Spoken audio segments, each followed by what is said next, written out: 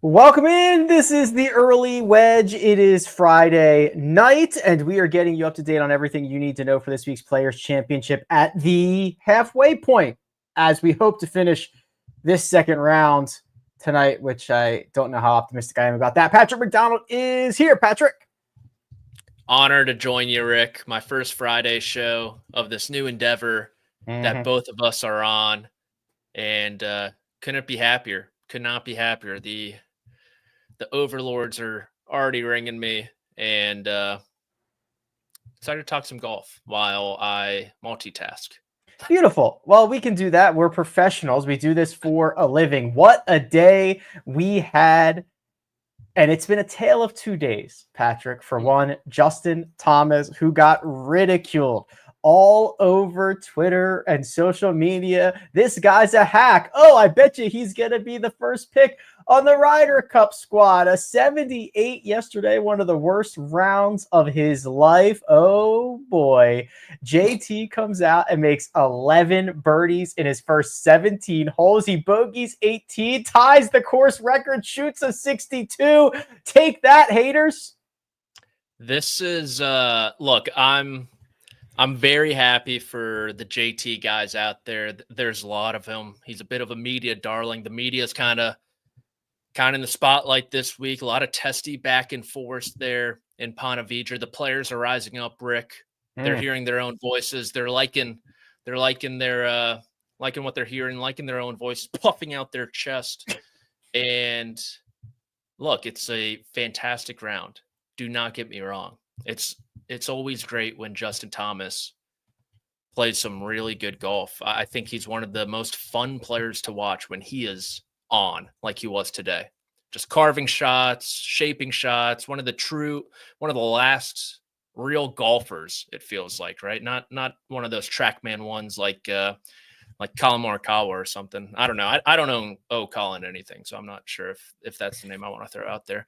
But this 2-day stretch from Justin Thomas is legit just his 2.5 years in a nutshell. Is it not? It's bonkers. A ton of great golf and a ton of bad golf.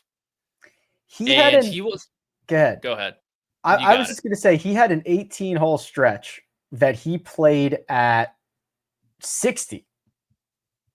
Between the way he finished round one and the way that he played his first 17 holes. But you're right. And the thing for Justin Thomas has never been the ability to go really low, the 59s, the 66s in 30-mile-an-hour wind, all that stuff. It has been the ability to not even do that for 4 rounds, but like shoot 4 67s instead of a 68, 78, 62, 68.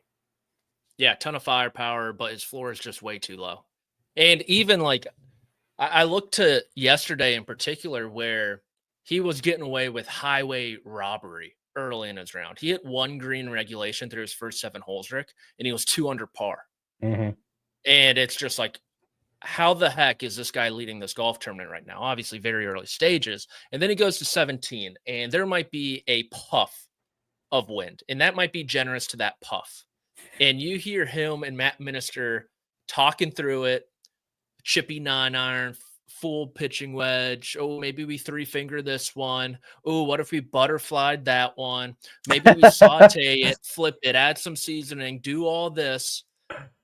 And then he just whiffs a pitching wedge or a 9-iron that never has a chance to hit the green into the water. Hits his next tee shot into the water, and just like that, he goes from 2 under to 3 over. When in reality, all you got to do on 17, hit it on the green, take 40, 45 feet. Who cares if you're not on the right level, and live to see another day? But instead, he tries to be too perfect at the incorrect time. And look, he tried to be perfect today, and it worked out because he had nothing to lose. But that's just been this 2-year stretch for him, it seems like. Jay Tizzle currently in a tie for 29th. He moves up 105 spots on the leaderboard. He is 80-1. I didn't see this myself, but somebody sent me a screenshot. I think he was 1,000-1 last night after the 78, now down to 80-1. He's still got a lot of work to do. Closer to the top of that leaderboard is Ricky Fowler, a 68 in the opening round, a 71, just one under here in the second round. He's in a tie for 16th here, Patrick, and Ricky is summoning a lot of those magical vibes that he's gotten around the stadium course at TPC Sawgrass in his career. The magical vibes. Yes, Ricky, it seemed like he found something there at the Cognizant Classic, hit the ball a lot better compared to the rest of the early season. And I was expecting a fast start for Fowler in 25, given his fall. Felt like he had another resurgent fall like he did a couple years ago, but just never materialized. So today got off to a really nice start, starting on the back nine. We saw a lot of guys do that, take advantage of the scoring on the back nine, and then try to hold on for dear life on the front nine, even though it's not like it was playing too difficult out there. But a really good ball striking day. You hit 11 fairways when you're Ricky Fowler. That's a very good day. That's a good day for anyone. And so the iron play was sharp too. And it's just that putter. In this version of Ricky Fowler, the putter hasn't really been the putter that it was, I don't know, the last decade, since we pretty much just watched his 2015 Players Championship title over again on the broadcast. So he's going to have to get that going over the weekend. Short game's going to have to be a lot better. I'm expecting a lot of guys to miss greens given the weather that's coming in. And if the putter isn't cooperating, he'll probably just settle for a nice top 20 finish. Yes, there is weather expected to come in over the weekend. We've known about this, especially the wind, because the grounds crew has been keeping this golf course a little bit softer, a little bit slower, just so that things don't get out of hand over the course of the weekend. Sepp Straka currently leads the FedEx Cup standings, Patrick, and he was off to an unbelievably hot start through 11 holes today. 5 under through 11, but a little clunky coming in. He plays the rest of his holes at 1 over, including a 3-putt par at the par 5 16th. He's going to enter the weekend inside the top 15, going to give himself a really good chance for a nice payday, another big finish, all that fun stuff. But he will go to sleep tonight with a couple strokes on the mind. Yeah, this is brutal. This is the highest he could have shot across 2 days. It feels like. Rick, he hit all 14 fairways today. He was awesome. He hit 15 greens in regulations, and the ones that he didn't, I mean, they were just barely off. And so I look at what he's doing right now. 2nd in driving accuracy, 4th in scrambling, 3rd from tee to green, 9th around the green, 101st putting. Yeah. I've obviously got the pre-tournament investment in Giuseppe, so I am biased. But he's a guy who's not going to get blown around by this wind, right? A very why is that? Base. Why is that? Oh, okay. He's got a very stable base. Stable base. Look, there are 2 ways you can look at it. You want short guys this weekend, or you want bulky guys this weekend. Toasty and Straka all the way. Yeah, the tall, wiry guys. I don't know. Akshay, Bhatia, perhaps. There could be some trouble there. That's all I'm saying. So I like the way it's setting up for Straka. But tomorrow's going to be big. How's it setting up for Scottie Scheffler? Because he's open with rounds of 69 and 70, set, by the way, 40-1 as we go into the weekend. Scottie Scheffler much shorter than that, 12-1. He's 69 and 70 in the first 2 rounds. Got off to a nice start on the back nine, his first 9 on the golf course today. Made 2 birdies early, but really didn't do much after that. Kind of alternating birdies and bogeys along the way. What have you seen from Scottie and how you think he sets up the rest of the way?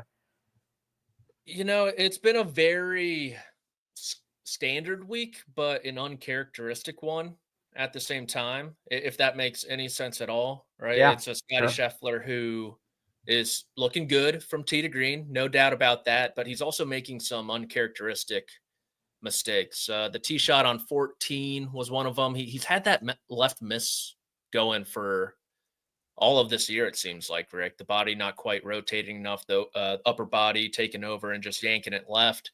But I look at the tee shot on 3, which was a 9-iron, I think, for these guys today, about $150, $155. He short sides himself left. Not good. And then the other bogey on, I think, 6, just left himself in a really bad spot. And so when you couple in a tee to green game that is still very good. It's still Scottie Scheffler like, but admittedly, it's not as good as 2023, and it's not as good as 2024 up to this point. I'm not saying it's not going to get there this year, but numbers wise, it is not as good as the past 2 years, with some uncharacteristic mistakes, course management wise, and that bulky putter that has come back to life on the East Coast. And you get him at, what is he, 6 under? That's right.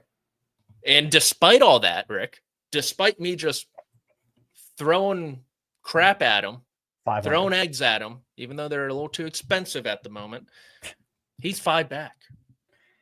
He is in like prime lurking. He chips in, boom, 2 back.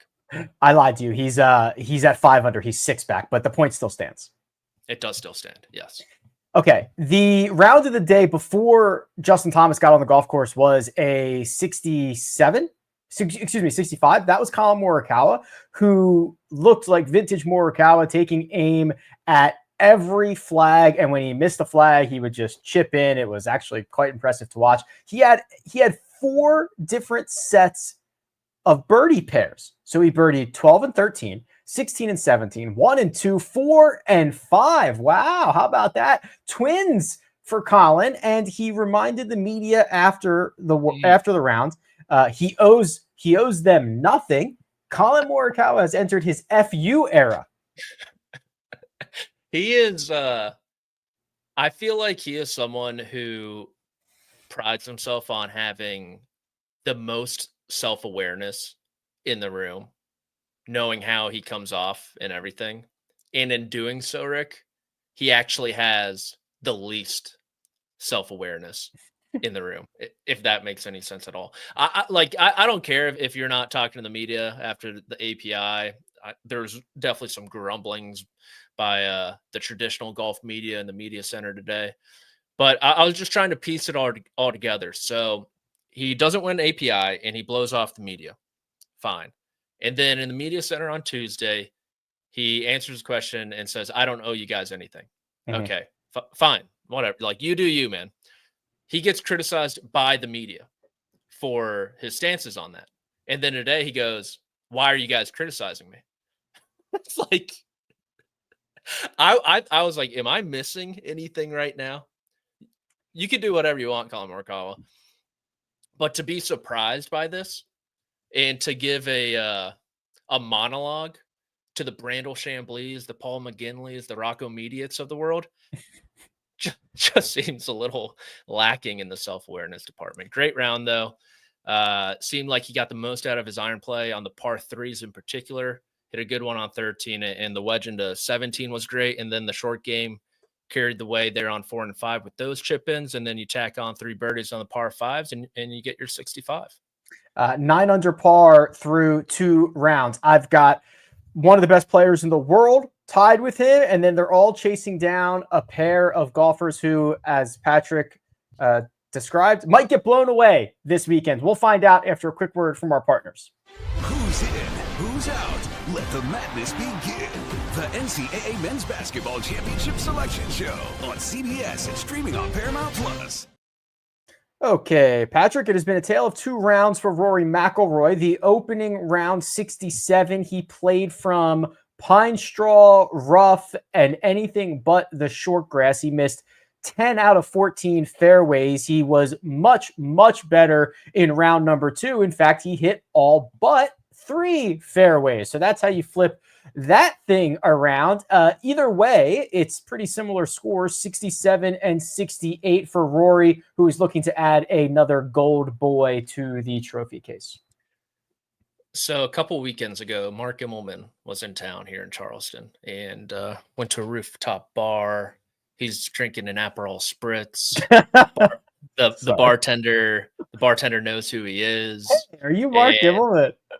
Well, he actually goes, are you Trevor's brother? And I was like, oh, dude, no, this is Mark. This is Mark, man. This is Mark. How do you, like, come on. Trevor is his brother. Right. And immediately he just goes, Rory's winning the Masters this year. First topic of conversation. And I'm like, okay, I'll bite.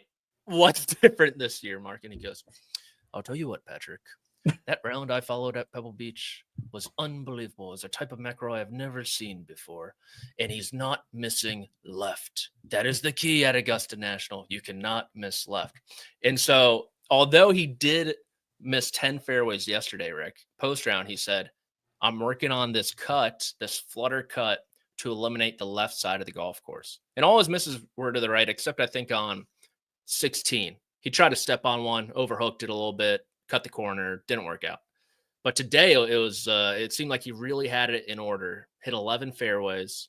That sawed off speed wedge play was really good in the early goings. And I was very concerned after the first hole when he launched one left and long, but chipped in, made up for it. Probably should have birdied a second as well. Whatever. He turns in 5 under, taps in one on the second hole. His 11th, par 5 second, gets to 6 under. He's 11 under for the tournament. Well on his way. And then those left misses started coming again, Rick, with the approach play. Number 4 was a atrocious wedge shot. Just so bad. You saw Xander Schauffele access that pin from the fairway bunker, hit it to 10 feet. Scheffler knocked it in close. McIlroy, he was like 20 yards over the green, trying to finesse one in there. Upper body moved too fast, long and left. And we saw a couple of those coming in. Off the tee on 6, I believe, also leading to the bogey. And then the fairway wood on 9, a little chunky maybe, but left. Actually I didn't see it. I thought he lost that ball, but I guess it just plopped down underneath the tree. Right. Which was pretty lucky. So it was weird how it looked like he had his A game for 11 holes. I mean, the shot in 18 was sweet also. I didn't mention that. And then it kind of just wasn't there anymore. So I'm interested to see with the wind how that new sawed-off, new swing of his that he locked himself into his swing bay for a month for, how it will hold up to the test tomorrow. He sounds excited, but I am intrigued. Long time to get it done because he feels like he finished hours ago, and he's going to have a late tee time on Saturday. He is the favorite to win. I will review that in just 1 second. They're chasing 2. Minwoo Lee and Akshay Bhatia are tied at the top at 11 under. They've both gone 67, 66. They are both electric factories. I thought for a moment we were going to get a Minwoo Lee, Rory McIlroy final group, but hey, we'll get a Minwoo Lee, Akshay Bhatia final group. Minwoo is all over the park. He's either stuffing it to a foot or playing out of who knows where. Akshay was a little bit tighter. He made 2 bogeys on the card. What do you assess the likelihood that these two can maintain their positioning as we head into the final 36 of the Players' Championship? That's a good question, Rick. And I should have seen it coming.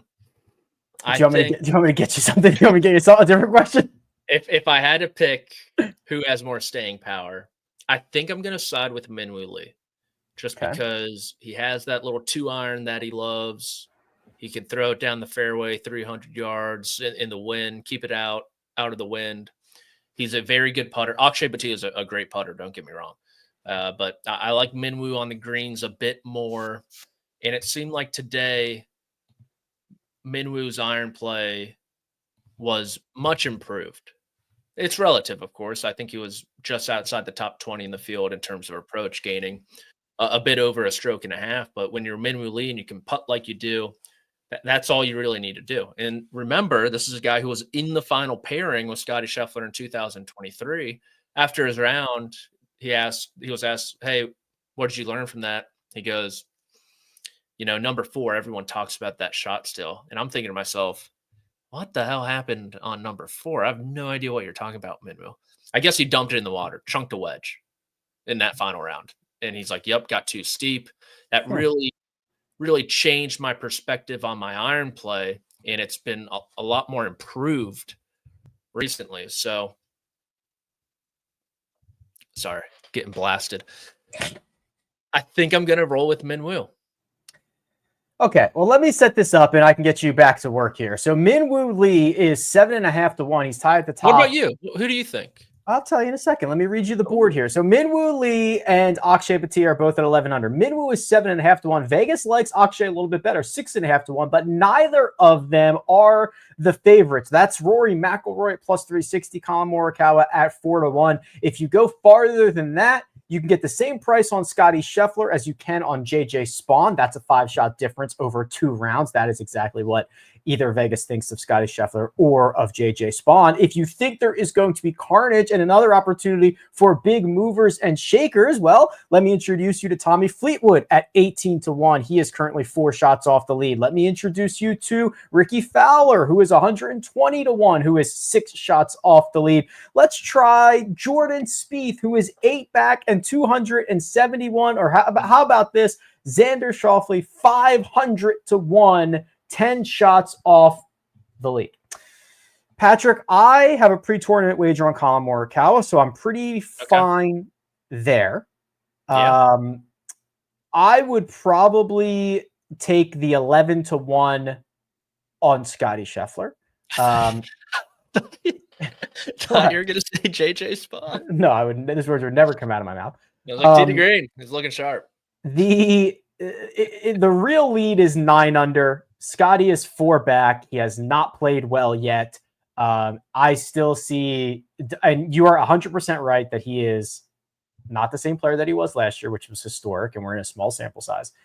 But my goodness, man, the luxury of being able to see every single shot that he hits and just like how insanely good he is, I would take that right now. 2 rounds to go at basically 3 times what his pre-tournament odds were. And you got to think about it today. Rory McIlroy looked awesome, and Scottie Scheffler did not. And Rory beat him by 2. Yeah. Felt like one of those things, like Rory should have beaten Scottie by 4 or 5, maybe 6 today. But it was only 2. That's kind of just the effect of Scottie Scheffler always just lingering around. Yeah, look, I like Sepp Straka still. He's gotta putt a lot better. I think at the end of the day, though, if you had me choose a winner, numbers be damned. I like Morikawa. It's just coming up short last week. His war against the media. Oh, guess what? The media now has to write about him. It all just, makes way too much sense to me. So I think Collin Morikawa wins. What do you think about one Will Zalatoris? Yeah, interesting approach. Yeah, well, that was kind of what he was laying the foundation for last week, but he lost those 6 strokes putting over 2 rounds that he played at Bay Hill. So not a surprise to see the ball striking back, but yeah, he's like a 0, a little bit more than a 0 with the putter. That's a really good sign. I am a little bit pessimistic that it's going to continue, but I hope it does because he could win it. He's 18 to 1, or if you wanted to get down in other markets, he's you can get a little better than even money, plus 110 on him to finish inside the top 10, or plus 280 for him to finish inside the top 5. So there are other options, and the Straka stuff too, plus 450 to finish inside the top 5, plus 175 to finish inside the top 10. So you don't necessarily have to go straight up against the Rorys, the Collins, and the Scotties of the world. I like that number for the top 10 on Straka, plus 175 for a top 10. Yeah. And he's T11. Yeah. And I mean, literally, coughed up like probably 4 strokes on his last 10 holes. Yeah. I think while we're talking top 10s, a couple other guys. Taylor Pendrith, maybe. He's at 5 under, T17. Plus 450. Yeah, I'm just looking at big, burly guys who can withstand the wind. So Pendy's another good one. I think Scheffler has some stature to him, right? He's not going to get moved around. He's used to the weather in the, what is he, like 6'4"? Oh, he's fine. Yeah, I mean Texas wind. It will be nothing. He won't even notice. Yeah, that's true. Zalatoris will be a great barometer for how it affects these guys. Texas he's a skinny guy, but Texas, right? Which one is more powerful? Yeah, it's a big test tomorrow. It's a big test. So indeed. I like some of those top 10 angles. Deep down the board, I'm going to give you a crazy name. Who do I want? You. Who's crazy name? Robert McIntyre is about to birdie number 9 to get to 5 under. That's my crazy name of the weekend. Robert Okay. McIntyre. Bobby Mack. Another guy with the stature. Definitely knows how to play in sour conditions. Okay, I'm going to get you back to work. You've got things to do. It is Players Championship week. Patrick has his. I didn't even get a chance to ask you. We'll have to catch up about your road trip. Not allowed to talk about it. Not allowed to talk about it. They're working you too hard. We're going to get you. I have stories, Rick. Many tales to tell. We might have to do early wedge after dark. Okay, Only will. Only a couple days too, and people are telling me everything. They see these pearly whites. They're like, Patrick. Did you hear this about so and so? I'm like, you do have a face for confessions. And I will say, I was talking to someone, and I literally go, "Come on, man, just tell me, who am I going to tell?" That's a good move. I use that sometimes. In the back of my mind, I'm like, the world.